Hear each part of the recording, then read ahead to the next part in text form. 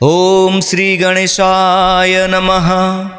ओम नमो भगवते वासुदेवाय। श्रीमद्भागवत महात्म्यम। कृष्णं नारायणं वंदे कृष्णं वंदे ब्रजप्रियं। कृष्णं द्वैपायनं वंदे कृष्णं वंदे पृथासुतं। श्रीमद्भागवत महापुराण प्रथम स्कंद अथ प्रथम अध्यायः। नारायणं नमस्कृत्यं नरो चैव नरोत्तमं देवीं सरस्वती व्यासं ततो जयमुदीरयेत्। मूकं करोति वाचालं पङ्गुलङ्घयते गिरि यत्कृपात् तमहं वन्दे परमानन्दमाधवं। देवर्षि नारदंकर भक्ति देवींक सहित साक्षात सच्चिदानंद रूपाय विश्वोत्पत्त्यादिहे तबे तापत्रय विनाशाय श्रीकृष्णाय वयं नुमः। जे जगतर उत्पत्ति स्थिति और विनाशर हेतु तथा जे आध्यात्मिक आधिदैविक और आधिभौतिक नामक त्रिविध ताप विनाश करती से सच्चिदानंद स्वरूप भगवान श्रीकृष्ण को आमे नमस्कार करुछु। श्री शुकदेवंकर सर्वत्र ब्रह्म अनुभव सत्व सिद्ध थिला। तेणु तांक निमंते लौकिक किंबा वैदिक कर्मानुष्ठान बा उपनयन संस्कार कौन आवश्यकता नथिला। से कृतकृत्य हो सारी एपरी उच्च स्थिति हेतु से अनासक्त होई गृह परित्याग करी एकाकी द्रुत गति पलाउथिबा बेले पिता व्यासदेव विरह कातर होई तांकु बापा बापा बोली डाक पकाइले। शुकदेव तो ब्रह्मभूत होई चराचर समस्त वस्तुरे तन्मय हो जाइथिले। तेणु तांक पक्षरु वृक्ष माने गछपत्र माने उत्तर देइथिले। सेई सर्वभूत हृदय स्वरूप श्री शुकदेव को मु वंदना करुछि।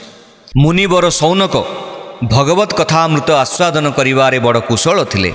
तेणु नैमिषारण्य क्षेत्र में विराजमान होइथिबा महामती सुतंकु नमस्कार करी से कहिले। सौनक कहिले, हे सुत महाभाग, आपणक ज्ञान तो हेउछि अज्ञान अंधकार को नष्ट करिदेबा निमंते कोटिए सूर्यंक समान। दयाकरी मते कर्ण निमंते अमृत परी मधुर होइथिबा किछि सारगर्भक कथा कहतु।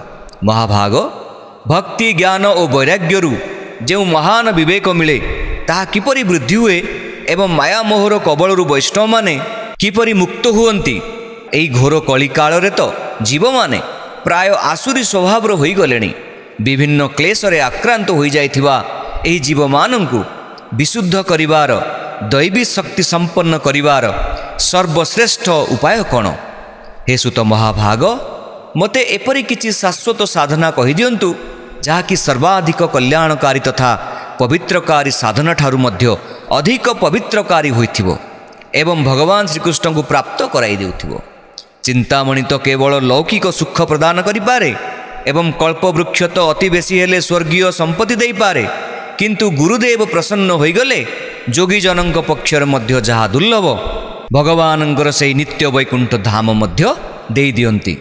श्रीसुत कहिले, हे सौनक, आपणक हृदय रे भगवत प्रेम रहिछि।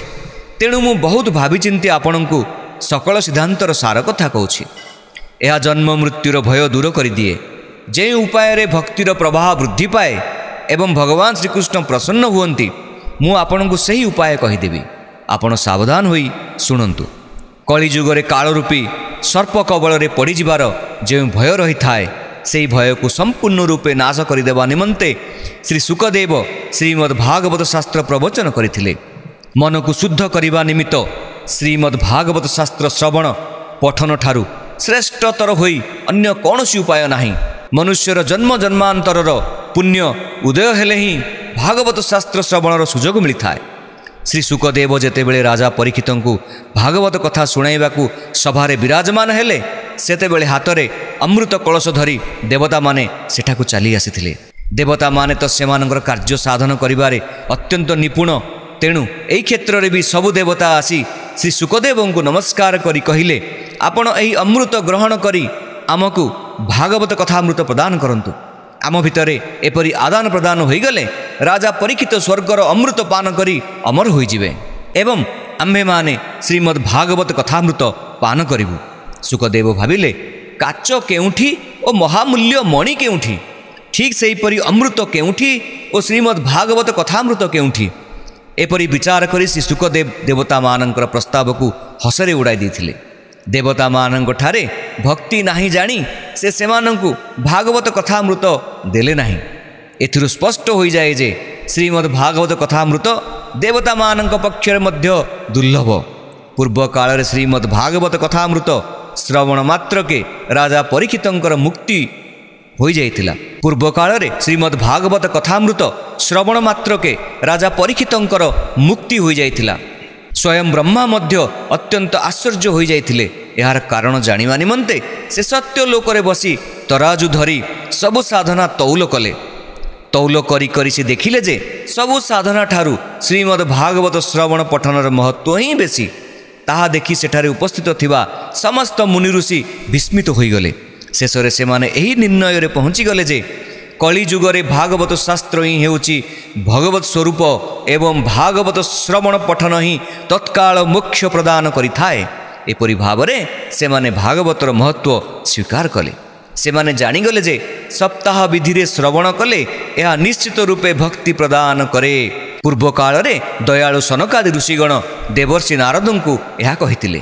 ता पूर्वरु नारद ब्रह्मांक मुखरु यह श्रवण करि सारिथिले मध्य सनकादि ऋषि ही तांकु सप्ताह श्रवण विधि बुझाई देथिले। सौनक पचारिले नारद तो सांसारिक प्रपंचरु मुक्त, से तो सर्वदा स्वच्छंदरे विचरण करुथांती।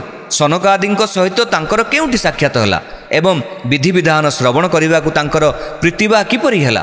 श्री सुत कहिले, श्री सुकदेव मोते निजर अनन्य शिष्य बोली जानी सेई भक्तिपूर्ण गाथा एकांतरे सुनाइथिले। मु वर्तमान आपणଙ୍କୁ ताहा ही कहूची, शुणंतु।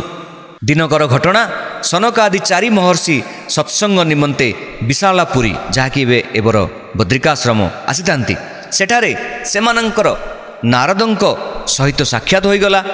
सनकादि पचारिले, ब्रह्मन आपणଙ୍କ मुह काहेकि एपरि विषण्ण दिसुची? आपणଙ୍କ परि व्यक्ति पुणी चिंतातुर एपरि तरबर होई जाउछंती कुआडे एवं आपण एबे आसिले केउठु? मनुष्यर सकल धन संपद चोरी होई गले से जेपरि व्याकुल होई उठे, आपण तो कौन सेहीपरि देखा जाउछंती? आपणଙ୍କ परि अनासक्त पुरुषଙ୍କ पक्षरे यह शोभनीय नुहे। यार कारण खोली कहंतु। श्री नारद कहिले, पृथ्वी ही सर्वोत्तम भुवन भावी मु पृथ्वी को आसीथिली। एठारे पुष्कर, प्रयाग, काशी, गोदावरी, नासिक, हरिद्वार, कुरुक्षेत्र, श्रीरंगम और सेतुबंध आदि क्षेत्र दर्शन करी मु नाना स्थान बुली देखिली, किंतु मते कौनसी स्थान रे मन को संतोष देला परी शांति मिलिला नाही। देखिली आजिकाली अधर्मर सहायक कलिजुग समग्र पृथ्वी को ग्रास करी रखिछि। वर्तमान एठारे सत्य, तप, शौच, दया, दान आदि किछि भी नाही। बिचरा जीव माने केवल पेट पोषिबारे व्यस्त। सेमाने मिथ्यावादी, अलसुआ, मंदबुद्धि, भाग्यहीन और उपद्रव पीड़ित होई जाइछंती। जो माने साधु सन्त बोलाई हेउछंती सेमाने पूरा भंड। केवल ऊपर को देखिबा पाई सेमाने बैरागी, किंतु समस्ते स्त्री, धन आदि सबु किछि रखुचंती। घरे घरे स्त्री मानक शासन चलीछि। शालक मानक बुद्धि रे घर चलुछि। लोके लोभरे पड़ी कन्या विक्रय करुछंती। घरे घरे पति पत्नी भितरे कलह लागी रहिछि। महात्मा मानकर आश्रम, तीर्थ और नदी इत्यादि पवित्र स्थल मानकरे विधर्मी मानकर अधिकार अति प्रबल हो जाइअछि। सेही दुष्ट माने बहु देवालय मध्य नष्ट करदेलेणी। वर्तमान पृथ्वी रे केही जोगी नाहांती कि सिद्ध नाहांती, केही ज्ञानी नाहांती कि कौनसी सत्कर्मा पुरुष नाहांती। एठाकार सकल साधना एबे कली रूपी दावानल रे जली भस्म हो जाइछि। एही कलिजुगरे देशवासी माने समस्ते अन्न बिक्री करुछंती। ब्राह्मण माने टंका पैसा नहीं वेद पढ़ाउछंती एवं नारी माने सदाचार शून्य हो सारिलेणी। एपरि भावरे कलिजुगर स्वरूप देखि देखि पृथ्वी रे बुलु बुलु मु जाई जमुना नदी तटरे पहुँची गली। ताहा तो भगवान श्रीकृष्णଙ୍କର लीलास्थली। हे मुनिश्रेष्ठ गण शुणंतु, मु सेठारे गोटिए अत्यंत विस्मयकर दृश्य देखिबाकू पाइली। सेठारे जड़े युवती बड़ दुखरे बसिथांती। तांको पाखरे दुई जण वृद्ध अचेत अवस्था पड़ी रही बड़ जोर श्वास नेउथांती। से युवती सेमानंकर सेवा करी करी केतेबेले चेता फेराई आनिबाकू चेष्टा करुथांती तो केतेबेले सेमानंकू धरी कांदुथांती। से निजर रक्षक परमात्मांक साहाय्य निमंते दश दिगकू चाहुथांती। तांको चारिपटे बहु स्त्री लोक बसी तांकू पंखा करुथांती और बारंबार बुझाउथांती। दूररू एही घटना देखी ମୁଁ କୌତୂହଳ ବଶତଃ ତାଙ୍କ ପାଖକୁ ଚାଲିଗଲି। ମୋତେ ଦେଖି ସେହି ଯୁବତୀ ଠିଆ ହୋଇପଡ଼ିଲେ ଏବଂ ବ୍ୟାକୁଳ ହୋଇ କହିବାକୁ ଲାଗିଲେ। ଯୁବତୀ କହିଲେ, ହେ ମହାତ୍ମା, ଏଠାରେ ଟିକିଏ ରହି ମୋର ଦୁଃଖ ଦୂର କରନ୍ତୁ। ଆପଣଙ୍କ ଦର୍ଶନ ତ ସର୍ବଥା ସଂସାରର ସକଳ ପାପ ନଷ୍ଟ କରିଦିଏ। ଆପଣଙ୍କ ବଚନ ଶୁଣିଲେ ମୋର ଦୁଃଖ ମଧ୍ୟ ବହୁ ପରିମାଣରେ ଦୂର ହୋଇଯିବ। ମନୁଷ୍ୟର ଭାଗ୍ୟ ଉଦୟ ହେଲେ ହିଁ ଆପଣଙ୍କ ପରି ମହାତ୍ମାମାନଙ୍କର ଦର୍ଶନ ମିଳିଥାଏ। ଶ୍ରୀ ନାରଦ କହିଲେ, ତାହା ଶୁଣି ମୁଁ ତାଙ୍କୁ ପଚାରିଲି, ଦେବୀ, ତୁମେ କିଏ? ଏହି ଦୁଇ ଜଣ ତୁମର କ'ଣ ହୁଅନ୍ତି? ପୁଣି ତୁମ ନିକଟରେ ରୁଣ୍ଡ ହୋଇଥିବା ଏହି ସୁନ୍ଦରୀ ଦେବୀମାନେ କିଏ? ତୁମେ ତୁମ ଦୁଃଖର କାହାଣୀ ମୋତେ ଟିକିଏ ବୁଝାଇ କୁହ। ଯୁବତୀ କହିଲେ, ମୋ ନାଁ ହେଉଛି ଭକ୍ତି। ଏହି ଦୁଇ ଜଣ ହେଉଛନ୍ତି ଜ୍ଞାନ ଓ ବୈରାଗ୍ୟ। ଏମାନେ ମୋର ଦୁଇ ପୁଅ। କାଳର ପ୍ରଭାବରେ ହିଁ ଏମାନେ ଏଭଳି ବୃଦ୍ଧ ପରି ହୋଇଗଲେ। ଏହି ଦେବୀମାନେ ହେଉଛନ୍ତି ଗଙ୍ଗା ଆଦି ବିଭିନ୍ନ ନଦୀ। ଏମାନେ ସମସ୍ତେ ମୋର ସେବା କରିବା ନିମନ୍ତେ ଆସିଛନ୍ତି। ଏମାନଙ୍କ ପରି ସାକ୍ଷାତ ଦେବୀମାନଙ୍କର ସେବା ପାଇ ମଧ୍ୟ ମୁଁ ସୁଖ ଶାନ୍ତି ପାଇପାରୁନାହିଁ। ହେ ମୁନିବର, ଏଥର ଟିକିଏ ଧ୍ୟାନ ଦେଇ ମୋ କଥା ଶୁଣନ୍ତୁ। ମୋ ବିଷୟରେ ତ ଆପଣ ଜାଣନ୍ତି, ତଥାପି ତାହା ମୋ ଠାରୁ ଶୁଣି ମୋତେ ଟିକିଏ ଶାନ୍ତି ପ୍ରଦାନ କରନ୍ତୁ। ମୁଁ ଜନ୍ମ ହୋଇଥିଲି ଦ୍ରାବିଡ଼ ଦେଶରେ, ବଢ଼ିଥିଲି କର୍ଣ୍ଣାଟକରେ। ମୁଁ ମହାରାଷ୍ଟ୍ରର ବିଭିନ୍ନ ସ୍ଥାନରେ ସମ୍ମାନିତ ହୋଇଥିଲି, କିନ୍ତୁ ଗୁଜୁରାଟରେ ମୋତେ ବାର୍ଦ୍ଧକ୍ୟ ଆକ୍ରମଣ କଲା। ଘୋର କଳିଯୁଗର ପ୍ରଭାବରେ ସେଠାର ପାଷଣ୍ଡମାନେ ମୋର ଅଙ୍ଗଭଙ୍ଗ କରିଦେଲେ। ଦୀର୍ଘ ଦିନ ଧରି ଏପରି ଅବସ୍ଥା ଲାଗି ରହିଥିବାରୁ ମୁଁ ଦୁର୍ବଳ ହୋଇଗଲି। ମୋର ପୁତ୍ରମାନେ ମଧ୍ୟ ଦୁର୍ବଳ ଓ ନିସ୍ତେଜ ହୋଇଗଲେ। ମୁଁ ସେଠାରୁ ବୃନ୍ଦାବନ ଚାଲି ଆସିଲି। ବୃନ୍ଦାବନ ଚାଲି ଆସିବା ଦିନୁ ମୁଁ ପୁଣି ଥରେ ସୁନ୍ଦରୀ ରୂପବତୀ ଯୁବତୀ ହୋଇଗଲି। କିନ୍ତୁ ମୋ ଆଗରେ ପଡ଼ିଥିବା ମୋର ଏହି ଦୁଇ ପୁତ୍ର କ୍ଳାନ୍ତ ଓ ଅବସନ୍ନ ହୋଇ ଆଗପରି ଦୁଃଖରେ ସଢ଼ୁଛନ୍ତି। ତେଣୁ ମୁଁ ଏହି ସ୍ଥାନ ଛାଡ଼ି ଅନ୍ୟତ୍ର ଚାଲିଯିବାକୁ ଚାହୁଁଛି। ଏହି ଦୁଇ ଜଣ ବୃଦ୍ଧ ହୋଇଯିବା ଦେଖି ମୁଁ ଏମାନଙ୍କ ଦୁଃଖରେ ବହୁତ ଦୁଃଖୀ। ମୁଁ ତ ତରୁଣୀ ହୋଇଗଲି, କିନ୍ତୁ ମୋର ଏହି ପୁଅ ଦୁଇଟି ବୃଦ୍ଧ ହୋଇ ରହିଛନ୍ତି କାହିଁକି? ଆମେ ତିନିହେଁ ତ ଏକାଠି ରହିଛୁ, ତଥାପି ଏପରି ଅଦ୍ଭୁତ ଘଟଣା ଘଟିଲା କିପରି? ସାଧାରଣତଃ ମା ବୃଦ୍ଧା ଓ ପୁତ୍ରମାନେ ତରୁଣ ହୋଇଥାନ୍ତି, କିନ୍ତୁ ଏଠାରେ ତ ବିପରୀତ ଘଟିଛି। ତେଣୁ ମୁଁ ଏହି ଘଟଣାରେ ଆଶ୍ଚର୍ଯ୍ୟାନ୍ୱିତ ହୋଇ ଦୁଃଖ କରୁଛି। ଆପଣ ତ ପରମ ବୁଦ୍ଧିମାନ ଏବଂ ଯୋଗନିଧି, ଏହାର କାରଣ କ'ଣ ହୋଇପାରେ ମୋତେ ଟିକିଏ କହନ୍ତୁ। ଶ୍ରୀ ନାରଦ କହିଲେ, ହେ ସାଧ୍ୱୀ, ମୁଁ ମୋର ଜ୍ଞାନ ଦୃଷ୍ଟିରେ ତୁମର ସକଳ ଦୁଃଖର କାରଣ ଦେଖିପାରୁଛି। ତୁମେ ଦୁଃଖ କରିବା ଉଚିତ ନୁହେଁ। ଶ୍ରୀହରି ତୁମର କଲ୍ୟାଣ କରିବେ। ଶ୍ରୀ ସୂତ କହି ଚାଲିଲେ। ମୁନିବର ନାରଦ କ୍ଷଣକ ଭିତରେ ସେହି ଯୁବତୀଙ୍କ ଦୁଃଖର କାରଣ ଜାଣିପାରିଲେ। ଶ୍ରୀ ନାରଦ କହିଲେ, ହେ ଦେବୀ, ମନ ଦେଇ ଶୁଣ। ଏହି ସମୟଟା ହେଉଛି ଘୋର କଳିଯୁଗ। ତେଣୁ ଏବେ ସଦାଚାର, ଯୋଗମାର୍ଗ ଓ ତପସ୍ୟା ଆଦି ଲୁପ୍ତ ହୋଇଗଲାଣି। ଲୋକେ ଶଠତା ଓ ଦୁଷ୍କର୍ମରେ ଲିପ୍ତ ହୋଇ ଅଘାସୁର ପାଲଟି ଗଲେଣି। ସଂସାରରେ ଯେଉଁଆଡ଼େ ଚାହିଁବ ସବୁଠି ପ୍ରାୟ ସତ୍ପୁରୁଷମାନେ ଦୁଃଖ ପାଉଛନ୍ତି ଏବଂ ଦୁଷ୍ଟମାନେ ସୁଖ ଭୋଗ କରୁଛନ୍ତି। ଏପରି ଅବସ୍ଥାରେ ଯେଉଁ ବୁଦ୍ଧିମାନ ଲୋକେ ଧୈର୍ଯ୍ୟ ଧରି ରହିପାରିବେ, ଜାଣ ସେଇମାନେ ହିଁ ଜ୍ଞାନୀ ଓ ପଣ୍ଡିତ। ଶେଷଦେବଙ୍କ ନିମନ୍ତେ ପୃଥିବୀ ପ୍ରତିବର୍ଷ କ୍ରମଶଃ ଅଧିକରୁ ଅଧିକ ଭାର ସ୍ୱରୂପ ହୋଇଯାଉଛି। ବର୍ତ୍ତମାନ ଏହା ଆଉ ସ୍ପର୍ଶର ଯୋଗ୍ୟ ବୋଲି କ'ଣ କହିବା? ଦର୍ଶନ କରିବାର ଯୋଗ୍ୟ ହୋଇ ମଧ୍ୟ ରହିନାହିଁ। ଏଠାରେ କୌଣସି ମଙ୍ଗଳ ଦେଖାଯାଉନାହିଁ। ବର୍ତ୍ତମାନ କେହି ତୁମକୁ ତୁମ ପୁତ୍ରମାନଙ୍କ ସହିତ ଆଉ ଦେଖିବାକୁ ମଧ୍ୟ ପାଉନାହାନ୍ତି। ଅର୍ଥାତ୍ ଜ୍ଞାନ ବୈରାଗ୍ୟ ମିଶ୍ରା ଭକ୍ତି ଆଉ ଦେଖିବାକୁ ମିଳୁନାହିଁ। ବିଷୟାସକ୍ତିରେ ଅନ୍ଧ ହୋଇଯାଇଥିବା ଲୋକଙ୍କ ଦ୍ୱାରା ଉପେକ୍ଷିତା ହୋଇଯିବାରୁ ତୁମେ ବାର୍ଦ୍ଧକ୍ୟଗ୍ରସ୍ତ ହୋଇଯାଇଥିଲ। ବୃନ୍ଦାବନକୁ ଚାଲି ଆସିବାରୁ ଏଠାର ପ୍ରଭାବରେ ତୁମେ ପୁଣି ଥରେ ନବୀନା ତରୁଣୀ ହୋଇଗଲ। ସର୍ବତ୍ର ଭକ୍ତି ନୃତ୍ୟ କରୁଥିବା ଏହି ବୃନ୍ଦାବନ ଧାମ ସତରେ ଧନ୍ୟ। କିନ୍ତୁ ଏଠାରେ ତୁମର ଦୁଇ ପୁତ୍ରଙ୍କର କୌଣସି ଗ୍ରାହକ ନାହାନ୍ତି। ଅର୍ଥାତ୍ ଜ୍ଞାନ ଓ ବୈରାଗ୍ୟକୁ ଲୋକେ ଉପେକ୍ଷା କରିଦେଇଛନ୍ତି। ତେଣୁ ଏମାନଙ୍କର ବାର୍ଦ୍ଧକ୍ୟ ତୁଟୁନାହିଁ। ତଥାପି ଏଠାରେ ଏମାନଙ୍କୁ ଟିକିଏ ଆତ୍ମସୁଖ, ଯାହାକି ଭଗବତ ସ୍ପର୍ଶ ଜନିତ ଆନନ୍ଦ ମିଳୁଥିବାରୁ ଏମାନେ ଶୋଇଥିବା ପରି ଜଣାପଡ଼ୁଛନ୍ତି। ଭକ୍ତିଦେବୀ କହିଲେ, ରାଜା ପରୀକ୍ଷିତ ଏହି ପାପୀ କଳିଯୁଗକୁ କାହିଁକି ରଖାଇଦେଲେ କେଜାଣି? ଏହି ଯୁଗଟା ଆସୁ ଆସୁ ହିଁ ସବୁ ବସ୍ତୁର ସାର କେଉଁଆଡ଼େ ଚାଲିଗଲା। ଶ୍ରୀହରି ତ କରୁଣାମୟ, ଏପରି ଅଧର୍ମ ଦେଖି ମଧ୍ୟ ସେ ଚୁପ୍ ରହିଛନ୍ତି କିପରି? ହେ ମୁନିବର, ମୋର ଏହି ସନ୍ଦେହ ଦୂର କରନ୍ତୁ। ଆପଣଙ୍କ କଥା ଶୁଣି ମୋତେ ଏବେ ଟିକିଏ ଶାନ୍ତି ମିଳୁଛି। ଶ୍ରୀ ନାରଦ କହିଲେ, ହେ ବାଳା, ଯଦି ତୁମେ ପଚାରୁଛ ତେବେ ଆନନ୍ଦ ମନରେ ଶୁଣ। ହେ କଲ୍ୟାଣୀ, ମୁଁ ତୁମକୁ ସବୁ ବୁଝାଇଦେବି। ତୁମର ସକଳ ଦୁଃଖ ଦୂର ହୋଇଯିବ। ଯେଉଁଦିନ ଭଗବାନ ଶ୍ରୀକୃଷ୍ଣ ଏହି ଭୂଲୋକ ଛାଡ଼ି ନିଜ ଧାମକୁ ଚାଲିଗଲେ, ସେହିଦିନଠାରୁ ସକଳ ସାଧନାରେ ବାଧା ଦେଉଥିବା କଳିଯୁଗ ଏଠାକୁ ଚାଲି ଆସିଲା।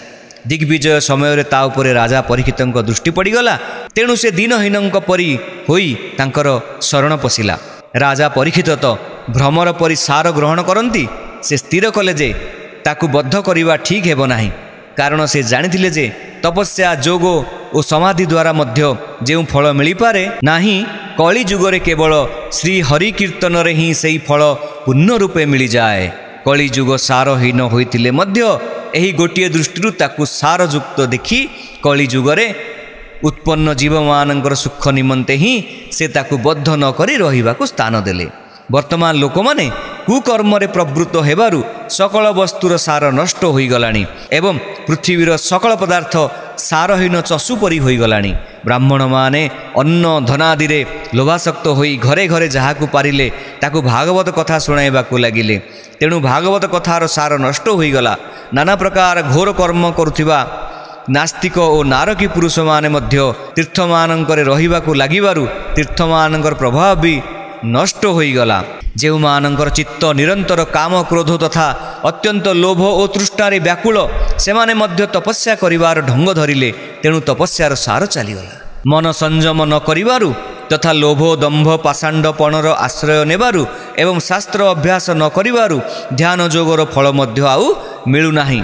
वर्तमान पंडित मानक ठारे केवल स्त्री सहित पशु परी रमण करिवार और संतान उत्पन्न करिवार कुशलता ही रही जाइछि।